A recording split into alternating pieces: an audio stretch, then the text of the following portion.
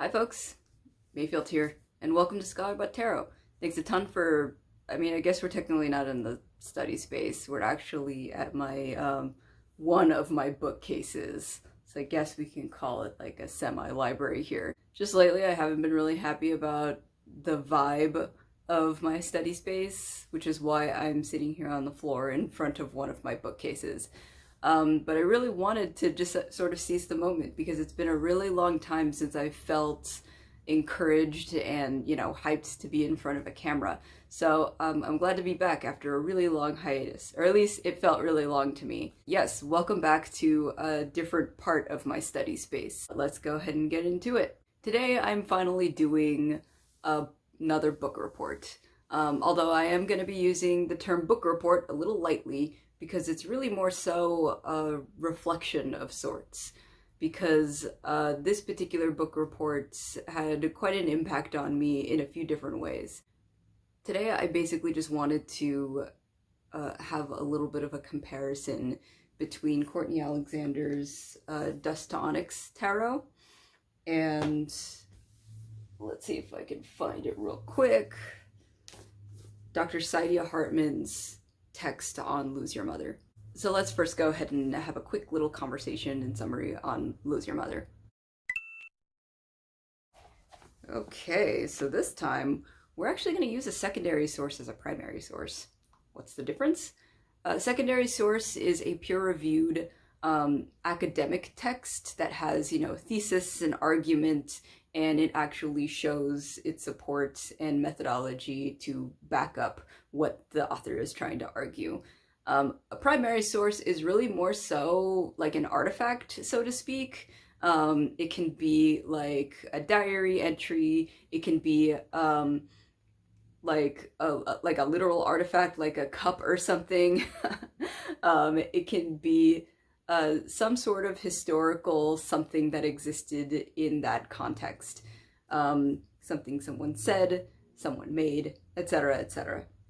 Today we're doing a compare and contrast because, in my opinion, Alexander's exploration of the Black experience and all of the complexities has been the answer of the trials and journey of Dr. Hartman as she goes through and tries to find the public memory of the enslaved on the modern day Atlantic slave trade. Whew, that was a mouthful. So another reason why I'm using Dr. Hartman's text as a primary source of sorts is because of her methodology in discussing the history of the Atlantic slave trade. Saidiya Hartman essentially uses like an autobiographical account as methodology in discussing her findings for, this public memory that she's seeking. And I think that's absolutely fascinating, and it's also very necessary. I mean, generally, if you've ever been in like an English class or something, they'll usually tell you not to write I statements, don't use first person. But I mean, that doesn't really happen in modern academic texts, and it doesn't make a whole lot of sense when you're writing an academic paper, whether it be argumentative or persuasive or whatever, to remove yourself from that conversation, because a lot of your experience does feed into it does feed into history, and it does feed into a particular state of being. I don't know where I'm going with this, but that I just find it to be really interesting. At any rate, in Lose Your Mother, Dr. Hartman's thesis is conveyed through autobiography, and it's incredibly integral to the larger picture. She can't tell us how the horrors of the enslaved continue to affect like a modern African American community and how that extends internationally. She has to show us through the experiences and feelings that she expresses when met with resistance to even talk about the memories of those enslaved. Dr. Hartman explores her thesis through the lens of being an Obroni, or stranger, as a tourist of Africa. And this perspective is a large portion of that thesis. That the lack of access to public memory of those Africans who were enslaved by the Europeans just exacerbates those feelings of double consciousness, that African Americans are disenfranchised in our own home and are also seen as a collection of tourism dollars in our place of origin.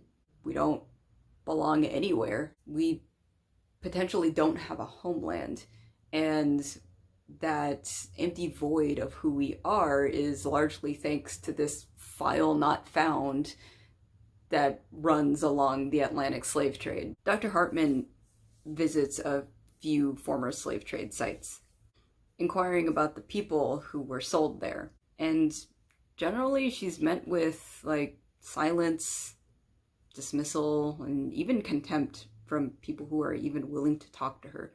A lot of, I remember the first encounter that she had discussed, or at least the first one that I'm remembering that really impacted me a little, was some guy who was like, really? You guys are not over that? That was a really long time ago.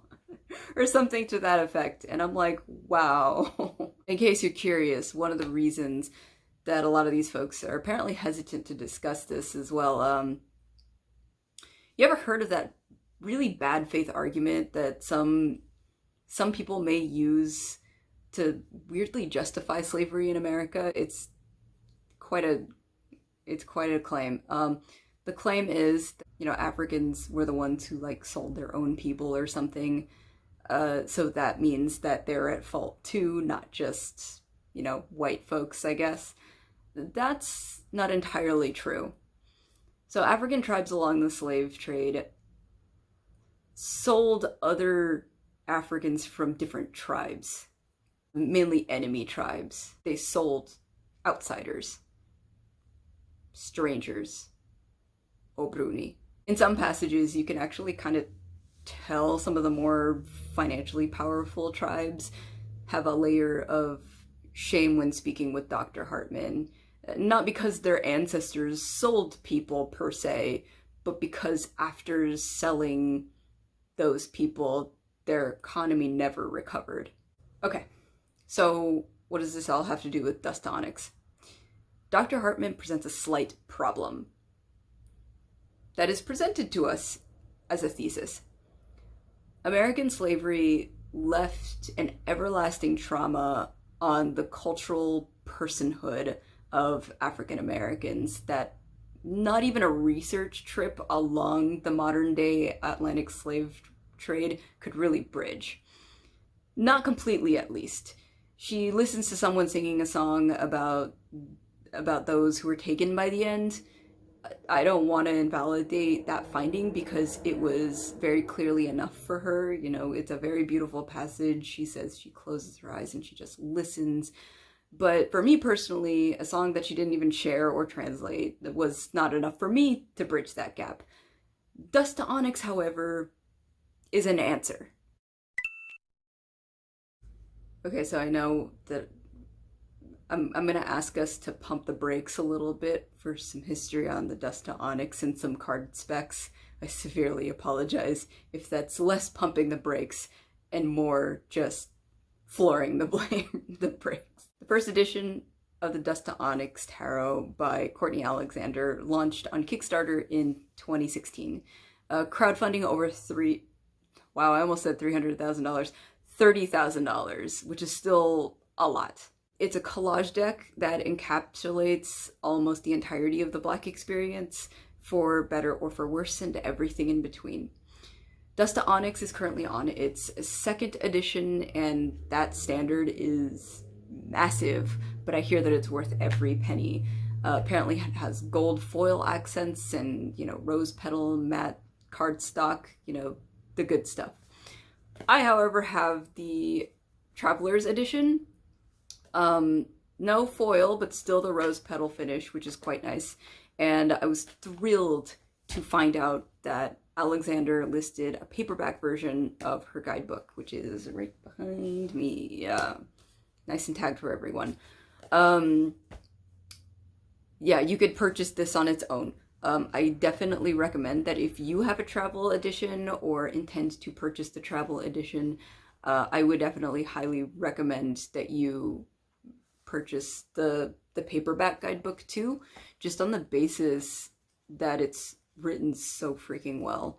Like, I enjoyed reading this from beginning to end. Alexander does this thing where in each card description, she might reference how it's related to the previous card, and I think that's such an excellent way to emphasize the cards are essentially just a hero's journey. I know that that's a big fat duh for a lot of you, but I love it when tarot creators make that effort to trace the journey with us, because perhaps for more visual learners like myself, I know it's still, reading, a verbal type of thing, but it still helps me make connections from one card to another, and just how we got from point A to point B to point C, etc. That kind of leads us to the common theme that Lose Your Mother and Dust II Onyx share.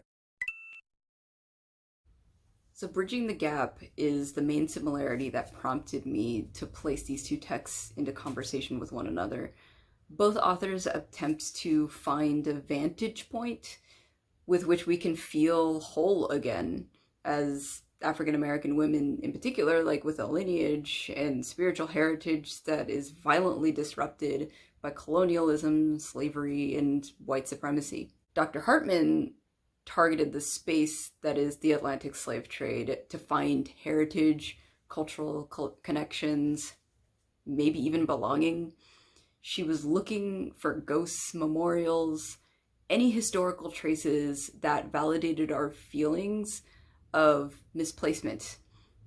Alexander's art is in Dust II Onyx is very abstract, yet familiar enough to be able to put it into words, almost. Which is my clumsy way of saying that I feel like I almost have an answer. I do genuinely believe that Alexander found the answer right here and now. She found it in a feeling of longing. And in some ways she found it in us. Specifically, Black leaders, celebrities, and more abstractly, our experience.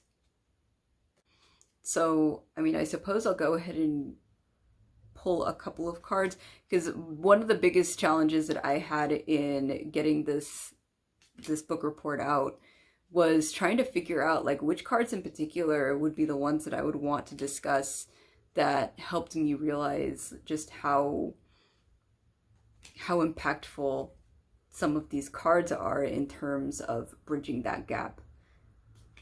And in maybe 3 seconds or so, I'll decide if I want to pull a few random cards and read you some of the descriptions, or pull out a couple of cards that struck me the most. And 3, 2, 1. I guess it might be kind of helpful for me to reflect on my experience reading Lose Your Mother for the first time. So I read it in grad school. This was perhaps my second semester in college reading this text. In this particular course, it was a theory and methods course, if I remember correctly, and every year it changes the theme, and this year's theme was race and ethnicity. And so we read through a bunch of different types of texts, and Lose Your Mother was one of them. And when I had read this book, I was really fascinated not only with her methodology, that being largely autobiographical and historical, but also just the experience of her describing to me some of the things that I had felt in those moments. Just for context, I'm mixed. I'm half African American and half Mexican American. The whole classic, biracial story, not black enough for one side, not Hispanic or Latine for the other, that kind of thing. And just the experience of reading this honestly kind of made me angry. Of course, not at Dr. Hartman, but just at how she was treated in some of those sites. I think one of the most jarring instances of like just her epiphany of discussing that African Americans, when going to Africa, are really just like tourism dollar fodder, as I had alluded to earlier. She describes how, I think it was, oh, I forgot the guy's name, but the dude who wrote Roots all the way back in the 70s or 80s. I think his name is Alex Haley. I'll make sure I put it in the down here so I'm not like full of shit. But he had talked about his experience in finding like his original tribe. And that's like not how that works, like historically speaking. And that's like just a smidge of what she discusses in her book too at this point, in discussing African Americans being used for, you know, tourism dollars. Because when we go over there in search of like our original tribe, guys, our original tribe is not there anymore. We were the enemy tribe, or those strangers who were then sold by the main tribes. So we can probably say for almost certainty that those of us who are descended from enslaved African Americans on American soil probably don't have a tribe to go back to. Do we have like a shared history perhaps, and like some shared cultural thingies here and there? Yeah, totally. But just me thinking about how, you know, I've been duped of the possibility of going to Africa to find a little bit of camaraderie. Like, that's just not a thing. That's a kind of a fantasy in some ways. Although I don't want to invalidate those of you who might have gone to Africa for those reasons and maybe had a really good experience. I don't mean to take that away from anyone. But yeah, reading that put me in a pretty dark place for a while. That's actually one of the reasons why I have the Afro Goddess Connection Tarot, but I have specifically the limited edition. Not really because I wanted the limited edition. I think Andrea Furtick's deck it thrives in its original like standard edition, because these borders are huge. It's just the backs is what deterred me, because here the backs, it's an international map, which I think is much more fitting for this conversation about the African diaspora. But the standard edition has just the continent of Africa. It's a beautiful back, very lovely like coloring. I think it's like a peach cream color. I just didn't feel right about having that in my collection at the time. And I had felt very strangely just about, in some ways, about African traditional religion. Not so much like personally, just academically. Like, it was just something that I felt like wasn't home to me. And I have this memory of being a bookseller at Barnes & Noble, and like I was like the tarot person that people would bring their customers to when they weren't sure what to do, when they're looking for certain tarot goods. There was this one time where a woman, an African American woman, who really wanted to do ancestor work, and she was kind of like, she almost sounded frustrated and like near desperate, and like that kind of vibe frustrates me in turn. But you know, I was trying to like keep my cool, and she's like, okay, so we'll you know, this deck or this deck like be good for ancestor work. And I'm like, I mean, technically it doesn't really matter what deck you use, and this is just me trying to exercise some form of flexibility, because at this time I didn't know anything about indie decks.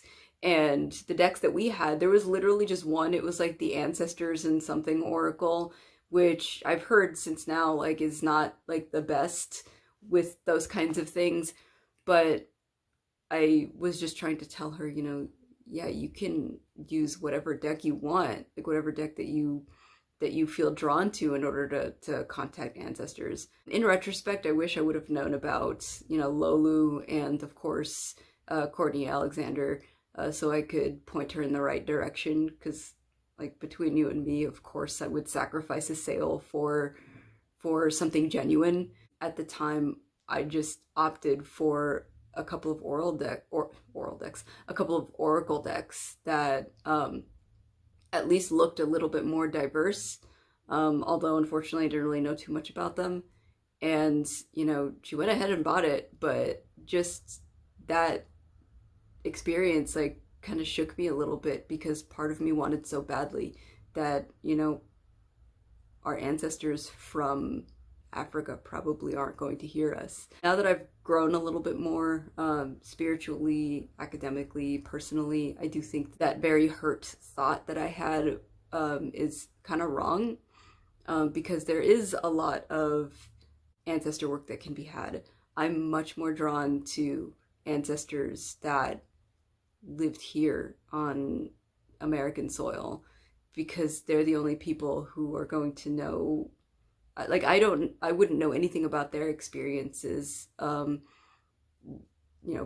horrific and otherwise, but, they probably know a little bit more about how I feel. And that will be the most spiritual thing you will ever hear me say on this channel. But on that note, I will go ahead and continue on with the Dust II Onyx. When I first purchased this deck, well, I first found out about this deck through Kim from the Abundant Tarot, or excuse me, the Abundant Life Tarot.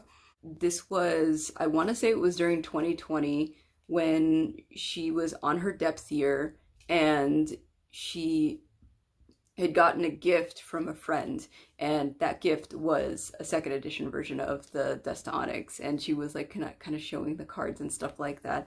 And I'm like, oh, this is very interesting. So I kind of looked more into it. And unfortunately, I missed out on the Juneteenth sale a long time ago. I think it was like $60 for the standard edition, and I kicked myself for missing out on that. But it's okay. They would have been too big for my hands. So I have this instead. And so when I was looking through the cards and reading through like the mini guidebook, it took me forever to figure out that these were eyes of actual people, and they're actually merged with historical figures. So it's a celebrity and then a historical figure that they're blended with. And I think I had realized that once I saw Oprah's eyes. And I'm like, is that Oprah? And it totally was. And just looking through the faces, which is this deck's court cards, was the spark that made me realize that this was the answer that I had been looking for.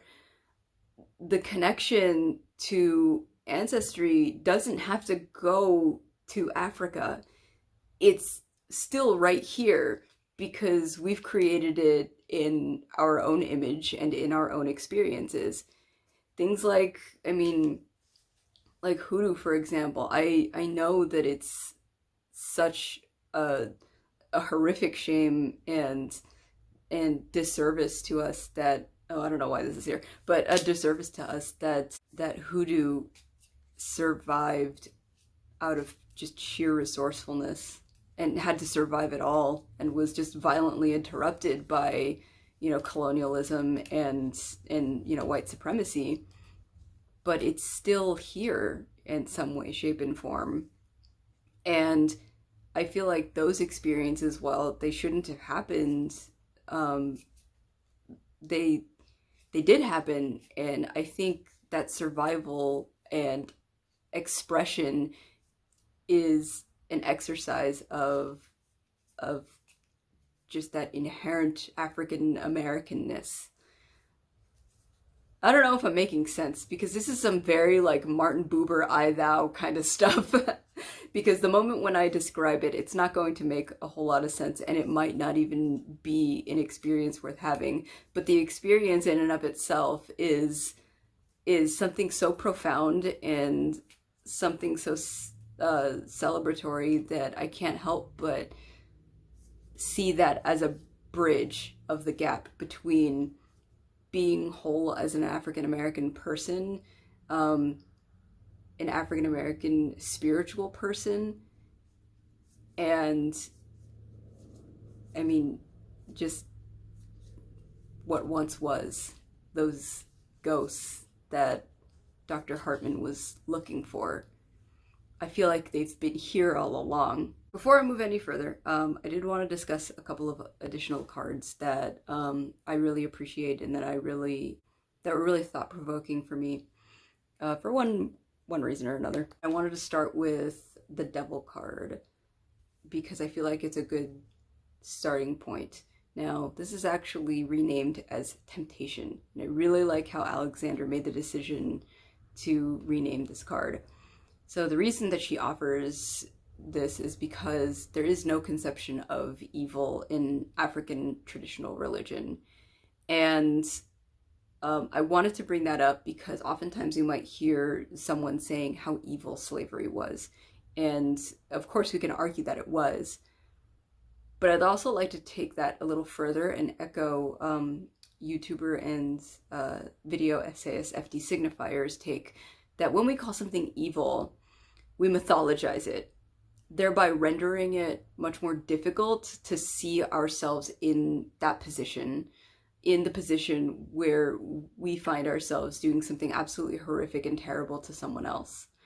And while the context of Signifier's discussion was on referring to racism like as evil, I wanted to extend that definition and language to a more spiritual discussion since I thought it was relevant. A lot of traditions that are evident in African American culture, I mean, were done in spite of many evil things that were, of course, not our faults.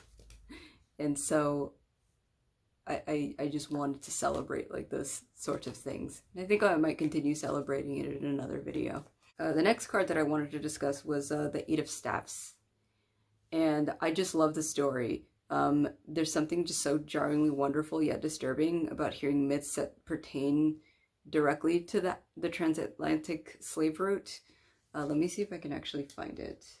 So I'm going to read you the description for the Eight of Staffs because I think it's really wonderful to hear all of it. First, Alexander gives us the actual like story from the Federal Writers Project, the Slave Narratives Collection. Ain't you heard about them? Well, at the time, Mr. Blue was the overseer, and Mr. Blue, he go down one morning with a long whip to whip them good. Anyway, he whipped them good, and they got together and stuck that hoe in the field, and then rose up in the sky and turned themselves into buzzards and flew right back to Africa. Everybody knows about them. And Alexander continues in her own voice. This tale has its roots in an early revolt that took place when the Igbo of West Africa were enslaved and brought to St. Simon's Island in Georgia. The conditions were so horrible that they fought back, forcing the ship crew into the water to drown. It has been said they flew back home, or that they attempted to swim back and drowned. Many scholars believed it was a collective suicide, as they refused to submit to the horrendous system of slavery. And then she continues with her own interpretation of the Eight of Staffs. When I envisioned the Igbo people rising up and fighting to return home, I imagined them soaring like shooting stars.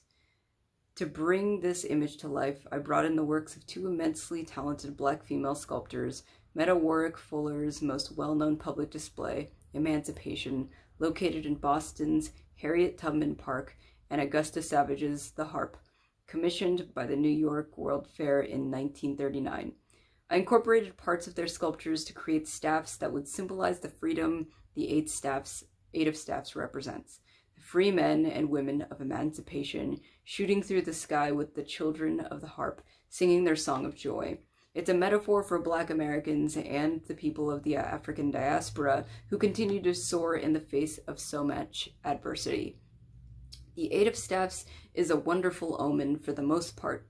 Great news is coming your way, where you might find things in life taking off swiftly. There is a quick and steady momentum in your endeavors. However, make sure you aren't taking off too fast. There could be a loss of this momentum leading to a crash and burn. Timing is of the utmost importance. It took me a second. I don't know if this is like true because it's been a while since I've watched this show. I don't know if any of you guys are familiar with Neil Gaiman's American Gods. I have like 2-3 of his books. I have American Gods and Anansi Boys, both really excellent reads if you like fiction, especially like adaptations of mythology, which I find so fascinating. Anyways, so in the TV adaptation of American Gods, there is a scene featuring Anansi.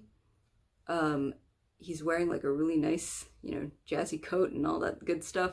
Really lovely suit. And his actor portrays the character like so amazingly.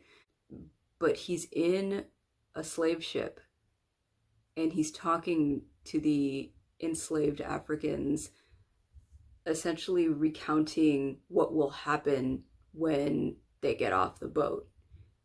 And it leads to just a huge revolt by the enslaved people.